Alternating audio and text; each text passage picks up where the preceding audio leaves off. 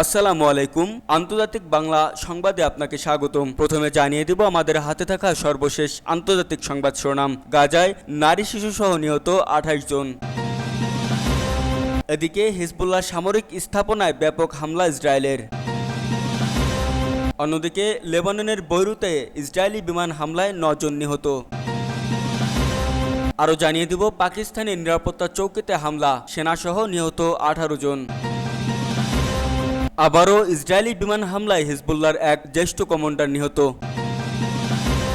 সর্বশেষ জানিয়ে দেব কিয়েভ বেলারুশের বিরুদ্ধে গেলে মারাত্মক পরিণতি সম্পর্কে রাশিয়ার হুঁশিয়ারি। এতক্ষণ শুনছিলেন সংবাদ শিরোনাম, এবার বিস্তারিত। তার আগে আমাদের ভিডিওটি ভালো লেগে থাকলে লাইক, কমেন্ট এবং সাবস্ক্রাইব করবেন এবং কে কোথা থেকে দেখছেন কমেন্ট করে জানিয়ে দিবেন। গাজায় নারী শিশুসহ নিহত 28 জন। লেবানন ইসরায়েলের উত্তেজনার মধ্যেও থেমে নেই ফিলিস্তিনের অবরুদ্ধ গাজায় আগ্রাসন। গাজা ভূখণ্ডে ইসরায়েলি হামলায় আরও 28 ফিলিস্তিনি নিহত হয়েছেন। নিহতদের মধ্যে নারী ও শিশুও রয়েছে। উপত্যকাটিতে নিহতের মোট সংখ্যা প্রায় 41,300 জনে পৌঁছেছে। নিহতদের বেশিরভাগই নারী ও শিশু। সবচেয়ে ভয়াবহ হামলা হচ্ছে দক্ষিণ গাজার খান ইউনিসে। ভয়ঙ্কর অবস্থা উত্তর গাজাও। সেখানে ইসরায়েলি হামলায় প্রাণ হারিয়েছে একটি পরিবারের প্রায় সব সদস্যই। বার্তা সংস্থা ওয়াফিয়া জানায় এইসব তথ্য। খান ইউনিসে বিমান থেকে চালানো হচ্ছে হামলা। বেসামরিকদের বসতি লক্ষ্য করে ছোড়া হচ্ছে বোমা। তাণ্ডব চালানো হচ্ছে খান ইউনিসের উত্তর দিকের শহর আল কারারা, আল মাঘাজি শরণার্থী শিবির সহ অন্যান্য অঞ্চলগুলোতে।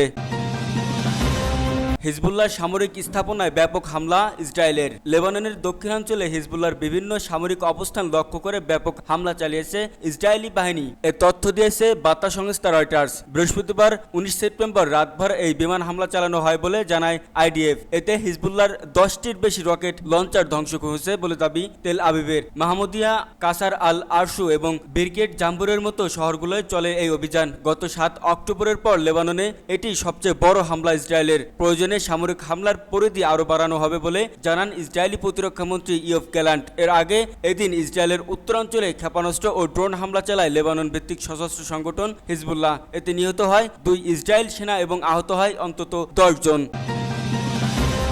লেবাননের বৈরুতে ইসরায়েলি বিমান হামলায় 9 জন নিহত।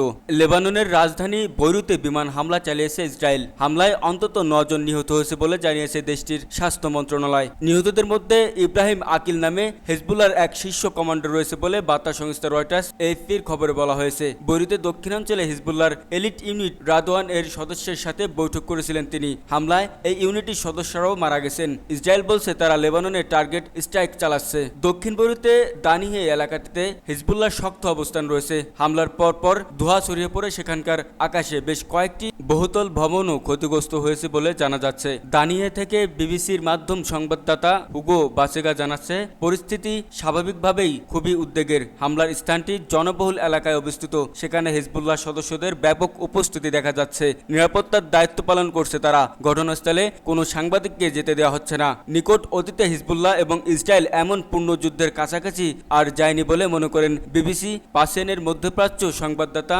নাফিসেহ কোনোভাদ। একই সময় ইসরায়েলের উত্তরাঞ্চলেও কিছু পাল্টা রকেট হামলা প্রতিহত করা হয়েছে বলে জানিয়েছে বিবিসির সংবাদদাতা পল অ্যাডামস। হিজবুল্লাহ সারাদিনে ইসরায়েলের অভিমুখে শতাধিক রকেট ছুড়েছে। রকেট হামলায় ইসরায়েল অধিকৃত গোলান উপত্যকায় অগ্নিকাণ্ডের ঘটনা ঘটে। পাকিস্তানের নিরাপত্তা চৌকিতে হামলা, সেনাসহ নিহত 18 জন। পাকিস্তানের উত্তর পশ্চিমাঞ্চলের সীমান্তবর্তী অঞ্চলে নিরাপত্তা চৌকিতে জঙ্গি হামলা হয়েছে। এতে পাকিস্তানের অন্তত 6 জন সেনা নিহত হয়েছে। আহত হয়েছে আরও 14 জন। সেই সঙ্গে পাল্টা গুলিতে 12 জন হামলাকারী নিহত হয়েছে। খবর ভয়েস অফ আমেরিকার। আফগান সীমান্তের কাছে দক্ষিণ ওয়াজিস্তান জেলায় শুক্রবার ভোরে সন্ত্রাসীদের সঙ্গে গোলাগুলি হয়। এতে আহত 4 সেনার অবস্থা গুরুতর। নাম প্রকাশে অনিচ্ছুক একাধিক কর্মকর্তা ভয়েস অফ আমেরিকাকে হতাহতের তথ্য নিশ্চিত করেছেন। পাকিস্তানের সামরিক বাহিনী মিডিয়া উইং এক বিবৃতিতে সেনা ও হামলাকারী উভয়ের নিহতের সংখ্যা জানিয়েছে, তবে আহত সেনার কথা উল্লেখ করেননি। বিবৃতিতে বলা হয়েছে একদল সন্ত্রাসী দক্ষিণ ওয়াজিরিস্তানের এক নিরাপত্তা চৌকিতে হামলা চালায়। এর ফলে নিরাপত্তা বাহিনী ও সন্ত্রাসীদের মধ্যে তুমুল গোলাগুলি হয়। এতে 6 জন সেনা ও 5 সন্ত্রাসী নিহত হয়েছেন। পাকিস্তান সেনাবাহিনীর পক্ষ থেকে বিবৃতিতে আরও বলা হয়, আফগানিস্তান থেকে উত্তর ওয়াজিরিস্তানের অনুপ্রবেশের চেষ্টা চালালে আরও 7 জন সন্ত্রাসী নিহত হয়। বিপুল পরিমাণ অস্ত্র, গোলাবারুদ এবং বিস্ফোরকও উদ্ধার করা হয়েছে। পাকিস্তানের নিরাপত্তা চৌকিতে হামলায় দায় স্বীকার করছে ইসলামিক জঙ্গি সংগঠন তেহরিক-ই-পাকিস্তান। ইসরায়েলি বিমান হামলায় হিজবুল্লাহর এক জ্যেষ্ঠ কমান্ডার নিহত। ইসরায়েলের বিমান হামলায় ইব্রাহিম আলিক নামের হিজবুল্লাহর এক জ্যেষ্ঠ কমান্ডার নিহত হয়েছেন। লেবাননের রাজধানী বৈরুতে শহরতলিতে ইসরায়েলের এই বিমান হামলা চালায়। ইসরায়েল সামরিক বাহিনী আকিলের নিহত হওয়ার খবর নিশ্চিত করেছেন, কিন্তু হিজবুল্লাহ এখনও আনুষ্ঠানিকভাবে তার নিহতর কথা নিশ্চিত করেননি। ওই হামলায় 12 জন নিহত ও 66 জন আহত হয়েছেন। নিহত ব্যক্তিদের মধ্যে আকিল ছাড়া বাকি 11 জনের মধ্যে 10 জনই হিজবুল্লাহর বিভিন্ন পর্যায়ের কমান্ডার বলে দাবি করছে ইসরায়েল। নিহত আকিল হিজবুল্লাহর অভিজাত রাদওয়ান বাহিনীর জ্যেষ্ঠ নেতা ছিলেন। হামলার সময় তিনি একটি বৈঠকে ছিলেন। হিজবুল্লাহ ও ফিলিস্তিনের একটি সশস্ত্র গোষ্ঠীর প্রতিনিধির বৈঠক চলছিল। ইসরায়েলের হামলায় দুটি ভবন সম্পূর্ণ বিধ্বস্ত হয়েছে। সামাজিক যোগাযোগ মাধ্যম ছড়িয়ে পড়া ভিডিও ফুটেজ দেখা যায়, এক সময় যেখানে একটি ভবন ছিল সেখানে এখন কেবল ধ্বংসস্তূপ। ঘন ধুলোর আস্তরণে আশেপাশের রাস্তা ও গাড়ি ঢেকে যাচ্ছে। ধ্বংসস্তূপে উদ্ধার অভিযান চালাচ্ছে লেবাননের বেসামরিক প্রতিরক্ষা বাহিনীর সদস্যরা। ইসরায়েলের গণমাধ্যম হরেটস জানায়, গত মঙ্গলবার পেজার বিস্ফোরণে আকিলও আহত হয়েছিলেন। শুক্রবার সকালে তাকে হাসপাতাল থেকে ছাড়া হয়েছিল। কিয়েভ বেলারুশের বিরুদ্ধে গেলে মারাত্মক পরিণতি সম্পর্কে রাশিয়ার হুঁশিয়ারি।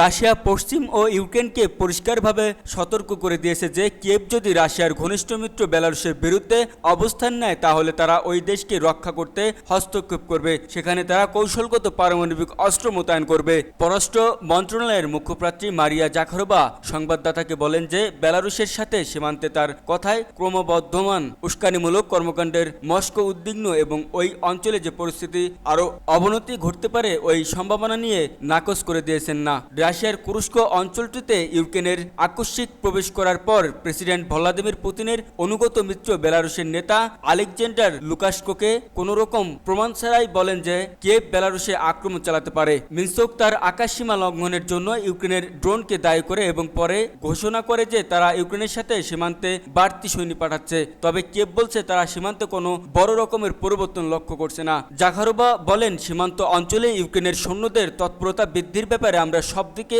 নজর রাখছি। তিনি আরও বলেন, আমরা ওই তথ্যগুলি নিজেরাই যাচাই করে দেখি এবং ড্রোন ব্যবহার করার ও আমাদের প্রজাতন্ত্রে সন্ত্রাসীদের পাঠানোর ক্রমাগত প্রচেষ্টা সম্পর্কে আমরা অবগত আছি। গত মাসে ইউক্রেনের পররাষ্ট্র মন্ত্রণালয় বলেন যে তার দেশ বেলারুশের জনগণের বিরুদ্ধে কোনো রকম অবন্ধুসুলভ ব্যবস্থা নেয়নি এবং কখনো নেবে না। ইউক্রেনের কুরস্ক অঞ্চলে প্রবেশের স্পষ্ট প্রসঙ্গ টেনে জাকারোভা বলেন, ইউক্রেনের প্রেসিডেন্ট ভ্লাদিমির জেলেনস্কি জানিয়েছে তিনি বেপরোয়া পদক্ষেপ নিতে সক্ষম। নভেম্বরে যুক্তরাষ্ট্রের প্রেসিডেন্ট নির্বাচনের আগে তিনি ওয়াশিংটনের সাথে সমন্বয় রক্ষা করে চলছে বলে জাকারোভা তার বিরুদ্ধে অভিযোগ জানান। তিনি বলেন, সুতরাং এই চুক্তির আলোক আমরা এই সম্ভাবনা একদম নাকচ করে দিচ্ছি না যে এই ধরনের ধ্বংসস্তূপ শক্তি এই অঞ্চলকে অস্থির করে তুলতে পারে এবং পরিস্থিতি অবনতি ঘটাতে পারে। তিনি বলেন, রাশিয়া ও বেলারুশ একটি ইউনিয়ন স্টেটের অংশ ছিল এবং তাদের অভিন্ন সীমান্ত সুরক্ষায় ব্যবস্থা করেছিল। তিনি বেলারুশের সাথে রাশিয়ার কৌশলগত পরমাণু অস্ত্র মোতায়েনের পাশাপাশি আঞ্চলিক সামরিক বাহিনীর মোতায়েন করা হয়েছে।